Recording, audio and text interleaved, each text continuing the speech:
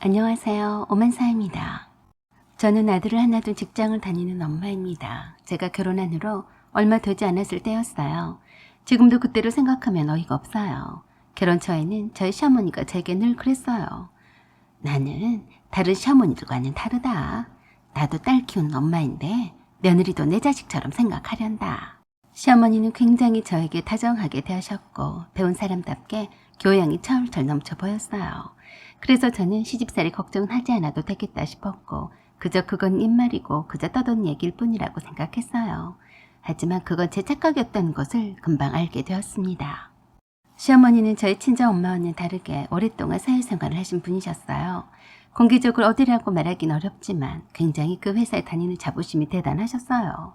나중에 그 회사에 다녔던 후배 말에 의하면 시어머니는 희망퇴직 명단에 올라서 구조조정 대상자였다고 했는데 엄청 능력 있는 커리어 우먼처럼 행세를 하셨습니다. 그래서 늘 일만 하느라 요리할 시간이 없어서 요리를 잘못한다며 제가 시댁에 가면 형님과 제게 요리를 다 맡기다시피 하셨어요.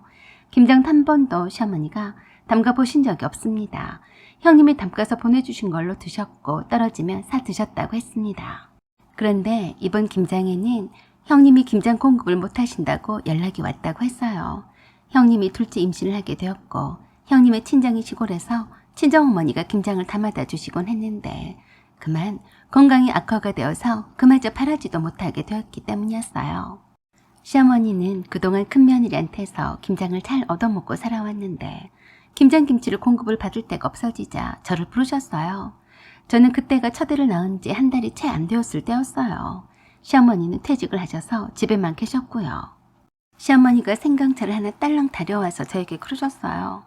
내가 맨날 큰애한테서 김장을 가져다 먹었는데 큰애가 임신도 했고 안 사돈이 몸이 편찮으셔서 김장을 못한다고 하더라.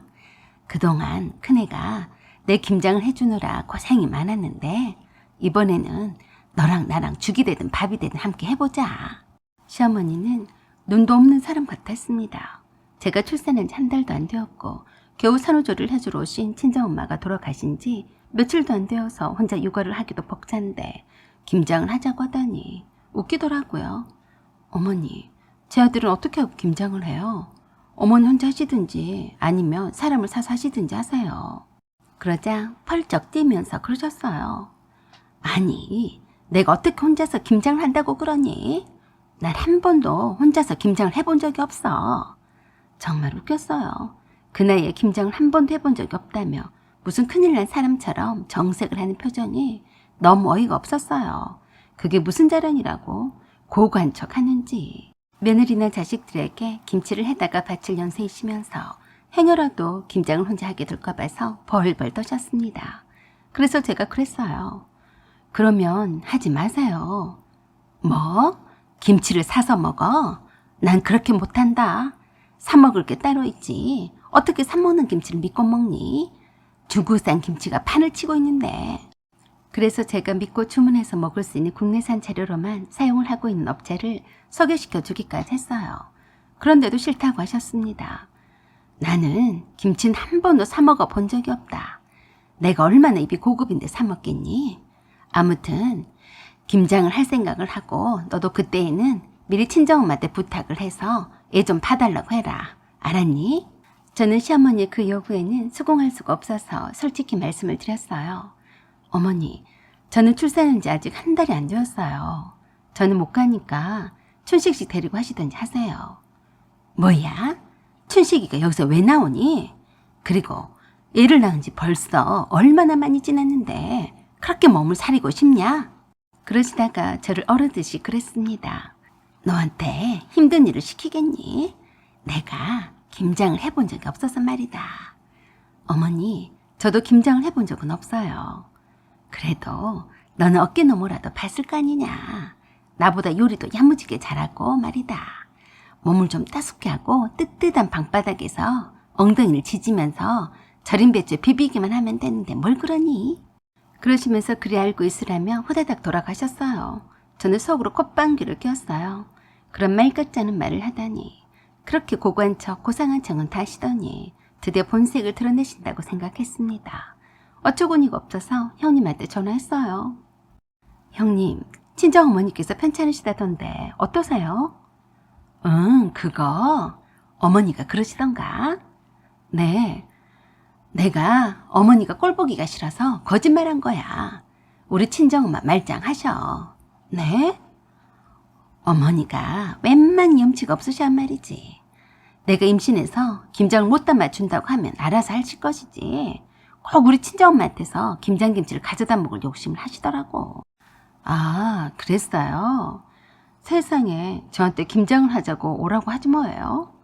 어머머, 왜 그러신데? 별꼴이야.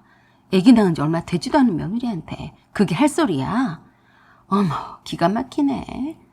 그러게 말이에요. 저도 어이가 없어서 형님한테 전화를 해보네요. 동서, 나도 해주는 버릇하니까 아주 당연하게 아시더라고. 동서도 가지 마. 당연하죠. 친정엄마한테 일을 맡겨놓고 오라고 하지 뭐예요. 그랬더니 형님이 저에게 그랬어요. 나한테도 와서 김장하라고 했어. 만삭인데 내가 미쳤나? 딱 잘라서 못 간다고 했네. 아들들은 왜 놔두고 만삭인 며느리하고 애기 낳은 지 한 달도 안 된 며느리에게 김장하자고 하는지 이해가 안 되네. 그러게요. 그래서 시댁에 김장을 하자고 오라던 날에 남편만 보냈어요. 그랬더니 지금 당장에 어린애를 쌓아안고 오라고 난리셨어요. 그래서 제가 그랬어요. 어머니, 이 찬바람에 감기 들면 어쩌라고 오라고 그러세요?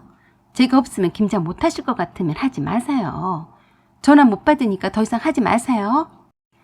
시어머니의 잔소리가 듣기 싫어서 휴대폰 전원을 빼버렸어요. 그런 후에 제 어린아들과 한숨 자고 일어나서 휴대폰 전원을 켰더니 착신 전화가 수십 통이 와 있더라고요. 웬일인지 친정엄마의 전화가 여러 통이 와 있어서 걸어봤어요. 엄마가 숨 넘어가는 목소리로 그러셨어요. 똘마니 재우느라 못 받았니? 아이고, 내가 네 시어머니 때문에 화딱지가 나서 죽다 살아났다. 엄마, 시어머니가 왜요? 나한테 전화를 해서는 딸 교육을 어떻게 시켰길래 시어머니한테 싸가지 없이 구냐고 하면서 아주 나를 몰아세우더라. 네? 그래서요? 내가 그래서 무슨 일로 그러시냐고 차분히 말씀해달라고 했다. 그랬더니 김장을 하니까 오라고 했더니 오지도 않고 지 남편만 보내고 전화도 안 받는다고 별 말 같지도 않은 소리를 하길래 내가 당신같이 막장 시어머니도 요즘 시대에 보기 드물다고 했더니 나한테 가정교육 다시 시켜서 보내란다. 엄마, 실컷 욕이라도 퍼부어주지 그랬어요? 그동안 내가 속이 부글거려도 참아줬더니 아주 며느리 알기를 우습게 하시네요. 그러게 말이다. 내가 얼마나 네 시어머니 전화를 받고 속이 끓었는지 모른다. 엄마, 이럴 게 아니라 가만히 놔두면 계속 저를 힘들게 할 거예요. 엄마, 지금 우리 똘마니 봐주러 지금 와주세요. 제가 시댁에 가서 한번 휘저어주고 와야겠어요.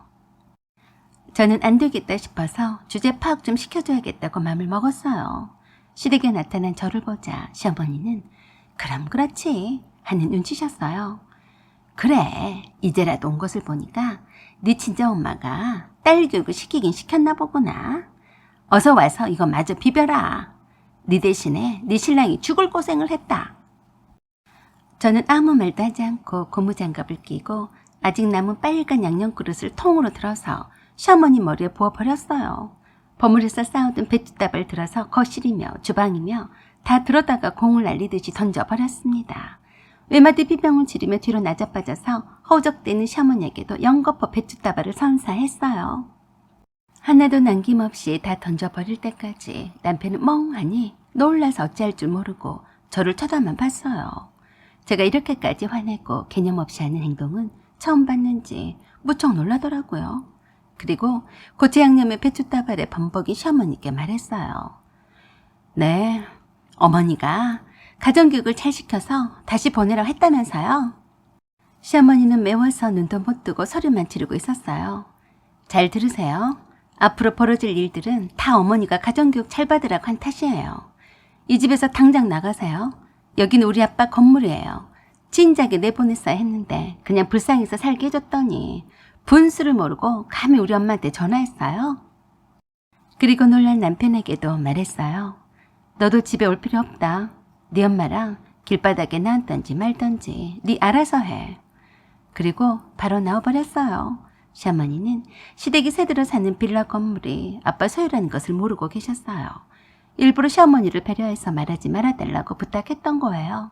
이참에 알게 했으니 분수를 알았겠죠. 당연히 제 신혼집도 아빠 소유의 신축 빌라였어요.